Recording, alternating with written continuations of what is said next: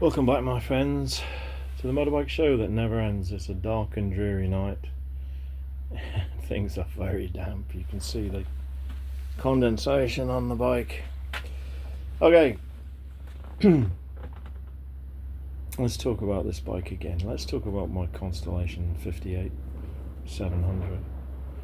Now, it wasn't all plain sailing once I got the bike back together.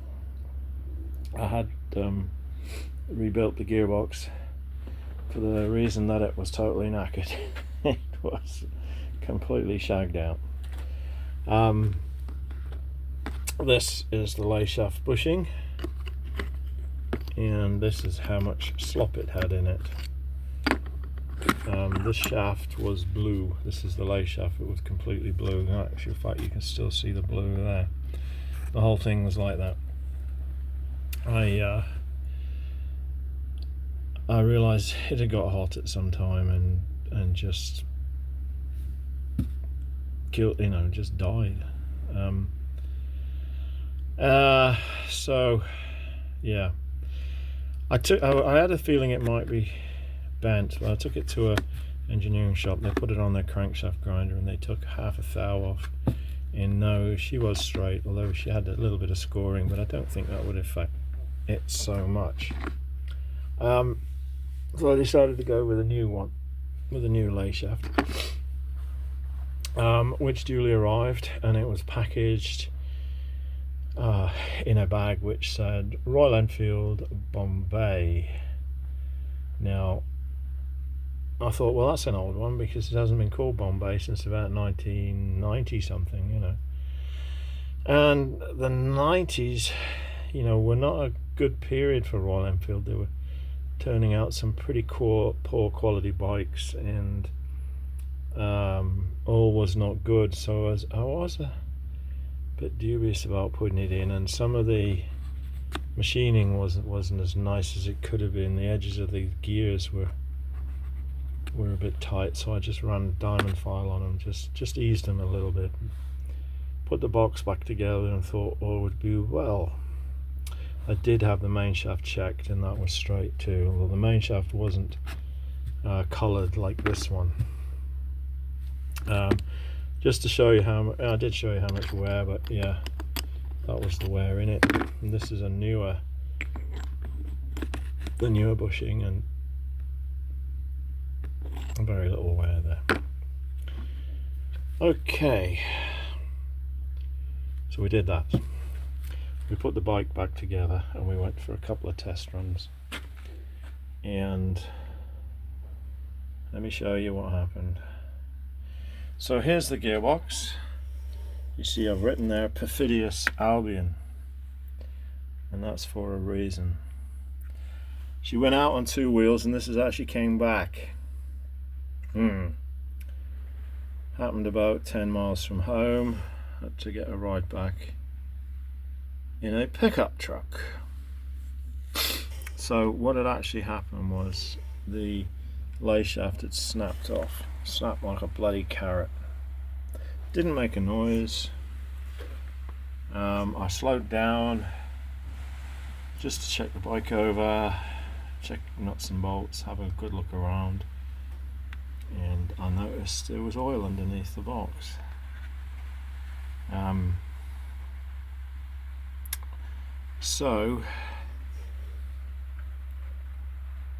And then she wouldn't drive away. So I remember we had coasted to a halt with a clutch in. I didn't think much about it, but you can see the shaft had broken off at an angle, and as it turned, it was camming the broken off piece out, and it smashed all the threads in the gearbox here. It smashed all those threads when it pushed the cover out. Let me go back again.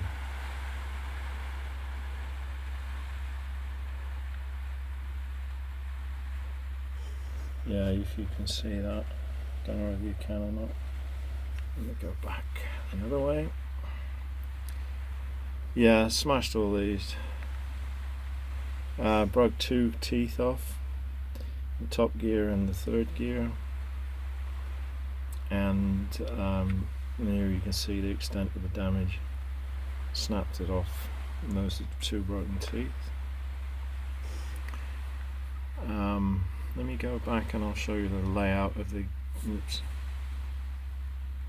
Those are the that's the layout of the gears in the box, and these are the number of teeth that she had.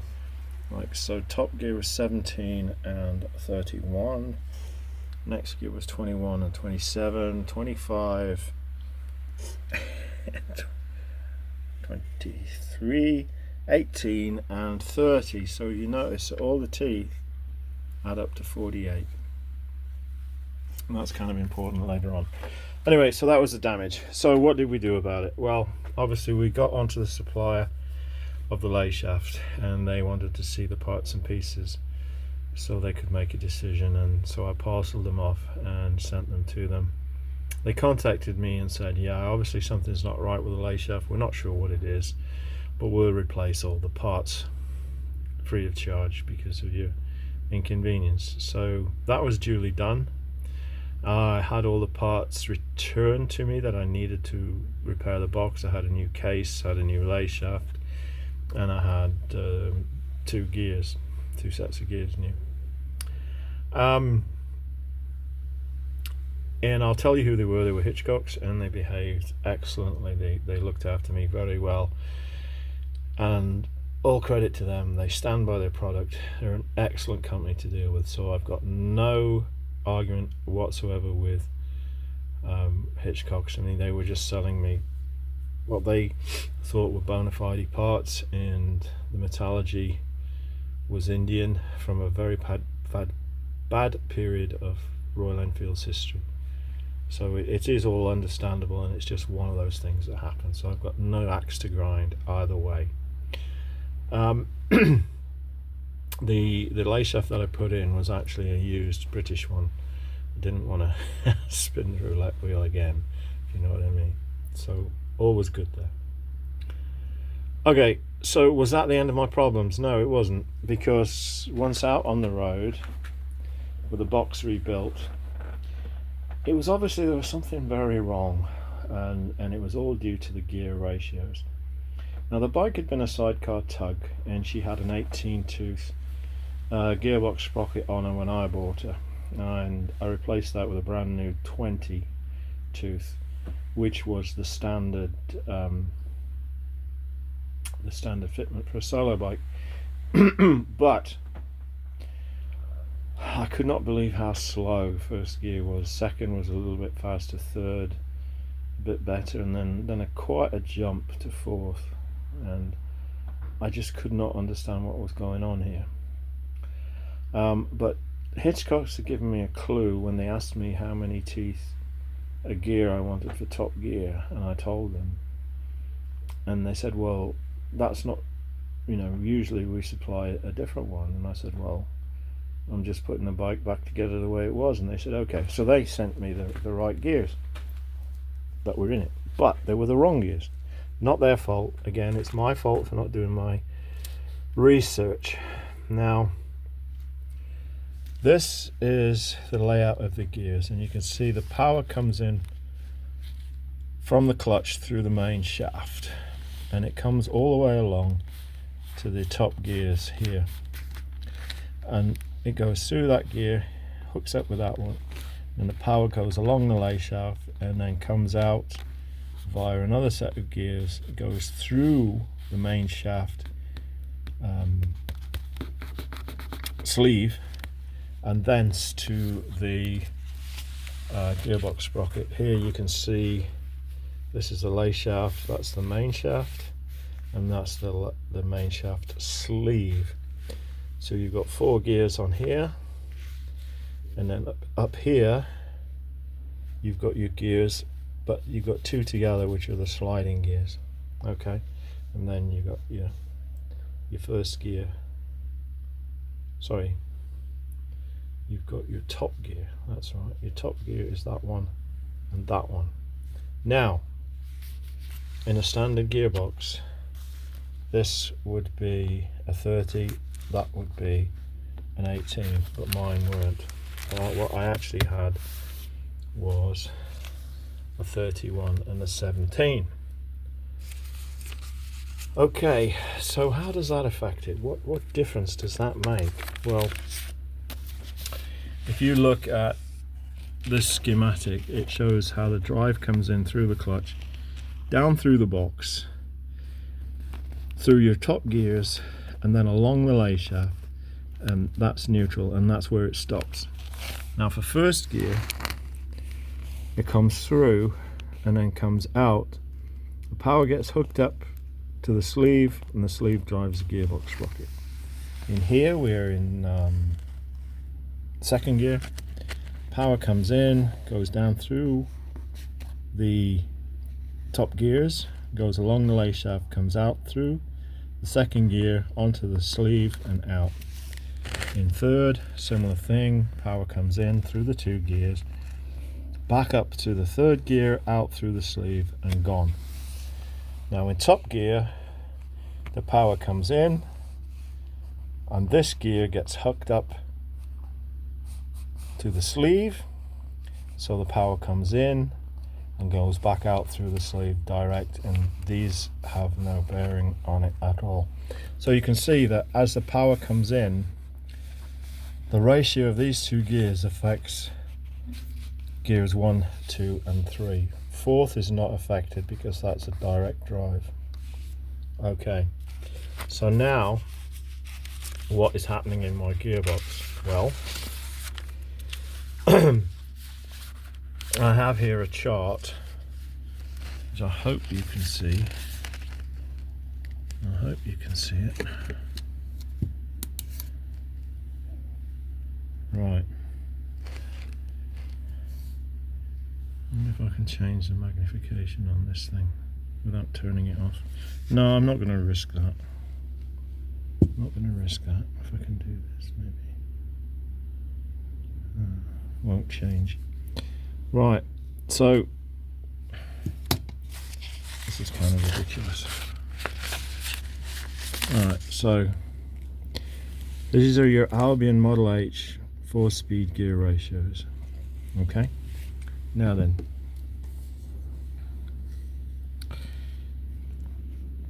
this is the standard gearbox, and these are our ratios here within the box. Now this gearbox has on the main shaft a first gear of 30, okay, which mates with an 18, a 25 which mates with a 23, a 21 which mates with a 27, and an 18 which matches with a 30. Right, but my gearbox doesn't have that. My gearbox has a 31 here and a and an 8 and a 17. Right, so what have I got? Well, going down this chart we see reference numbers for different gearboxes, and what have we got? We've got here, we've got trials ratios. Remember, I've got a 31 and a 17, a 31 and a 17, and that's the only place they show up is as trials ratios. Okay, so this gearbox, this trials gearbox, has got a 31 and a 17 and a 31 and a 17. Or have I got that? No, I don't. I've got a 30 and an 18. But have I got these gears? No, I don't. I don't have a 26, I have a 25. So what in actual fact I've got is the standard box where first, second and third are the same as the standard box, but my top gear is a 31 and a 17, not a 30 and an 18. So what in fact it does is it reduces the speed of which you're going to travel by this amount. So my first gear ratio, instead of being 2.7, is now, with my ratios, mine is now a 3. Let me find that. I've worked out my ratios here.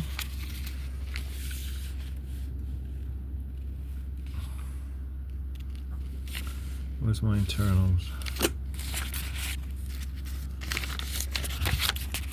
Oh, lost my papers. I do apologise for not being better organised. Okay, so going from that chart, the standard first gear ratio is 2.7, mine's a 3. So mine is a shorter gear.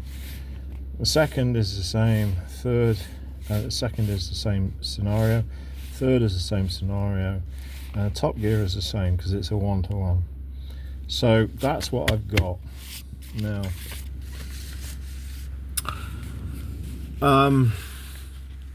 These are the overall ratios for the bike, so that we can work out what effect it has on the speed of the bike. So our engine sprocket is a 29, clutch is a 56, gearbox sprocket's a 20, and rear wheels are 46.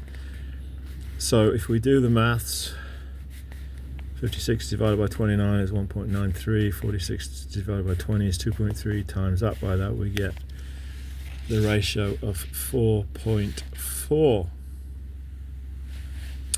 Okay, now then, so for standard, with our 2.78 internal times our overall 4.4, we get a first gear of 12.23. Now my gearbox, we've got a 3 instead of a 2.78 times 4.4, we got 13.2.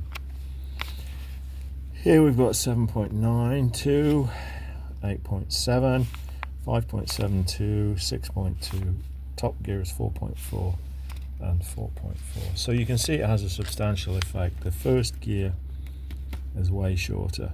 So that's why they used them in trials gearboxes. Okay, so what can I do to speed my bike up? Well, I can. This is what I've got. Remember the 31 and the 17. That's my gearbox. This is the standard gearbox. Everything there is the same. It's just these two gears are different. So if I go to the 18 and the 30, I'll get back up to the standard. So if I buy those two gears, we're looking at about just shy of £100 for those two gears, which is quite expensive. And I thought, well, why don't I just stick a bigger gearbox sprocket on? I could put a 21 tooth on. How does that affect my ratios? So we look at this one here. So if I put the 21 tooth on, I get the overall is 4.23. So my first gear is 12.69, second is 8.38, nearly 6, and 4.23. So the bike's going to be faster in top gear, and it's going to give me a first gear ratio of about halfway between those two. And the cost for gearbox sprocket is 35 quid. So that's what I'm going to try. I'm going to try putting a bigger gearbox sprocket on and see how it goes. If that doesn't work, then I will get these gears changed out for those. Now, some additional info.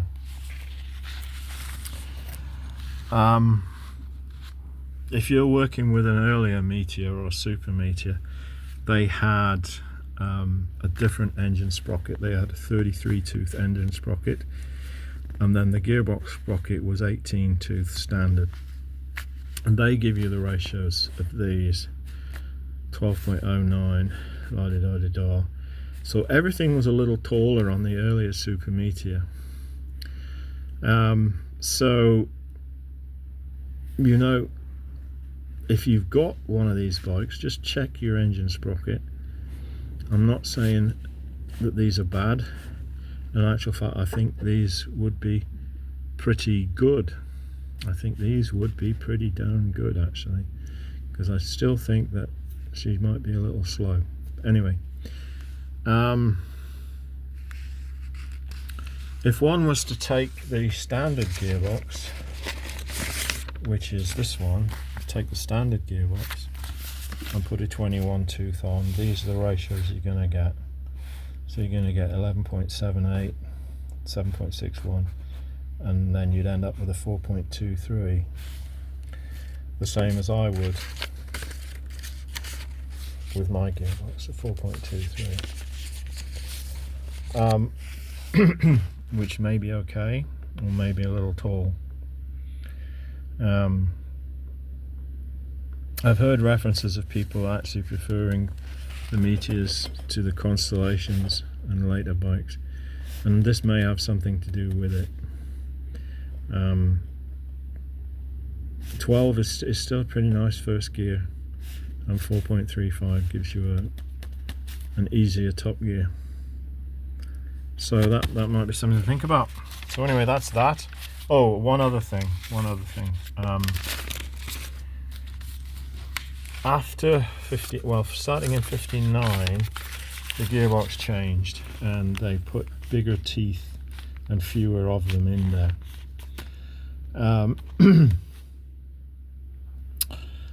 Oh, I can't quite remember what it is, but the ratios stay the same. The ratios stay the same, but the teeth are smaller in number and stronger, and that was to cope with the increased power of the Constellation and the Interceptors. So if you're having to replace individual gears in here, you can replace them with the stronger gears from a later box. That's an HG box. These, what I've been talking about now, are Model H boxes. So the HG is the box that you want, and if you look on the Hitchcock's website, at a 58, that gear on a 58 will have an H number, and that gear on a 59 will have an HG number. So if you're going to buy an individual gear or a pair of gears, what I would do is get the Interceptor ones, get the later ones, the HGs. Another alternative might be to buy a second-hand gearbox off of Hitchcock's. I noticed they've got quite a few, and I'm actually thinking about that, but they're about 200 quid for a gearbox. But as those two gears on their own are about 90 quid, you know, it might be an option for you. Just a little hint, that's all. I'm going to try my box the way it is with a bigger gearbox sprocket, see how she goes. I'm not expecting miracles, and I may end up replacing those two or getting a second-hand box. Not quite sure yet. So there we are. The old girl is sheltering from the storm, the raging outside. Best place for her. I don't want her getting all mucky and wet, and it's not a nice night to be out. Wouldn't turn a dog out on a night like this. So until next time, take care of yourselves, look after one another. It's good night from him, and it's good night from Boudica. Keep the rubber side down, keep the shiny side up. Until next time, goodbye.